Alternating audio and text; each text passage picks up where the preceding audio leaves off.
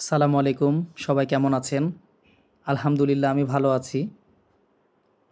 আজকে ইফতার করার পরে হঠাৎ আমার সহধর্মিণীর স্যুপ খেতে ইচ্ছা করল। সে মুখ দিয়ে বলা মাত্রই আমি রান্নাঘরে চলে গেলাম তার জন্য স্যুপ বানাতে। সে আমার কাছে স্যুপ খেতে চেয়েছে, তার আবদার না রেখে আমি পারি? সে জানতো আমি স্যুপ বানাতে পারি। সে বলতো আমাকে একদিন স্যুপ বানিয়ে খাওয়াবা। তো সেই সুযোগটি আজকে আমার কাছে আসছে। আমি তার জন্য স্যুপ বানাতে আনন্দের সহিত বানালাম। নিজের হাতে প্রথম স্যুপ বানালাম তার জন্য।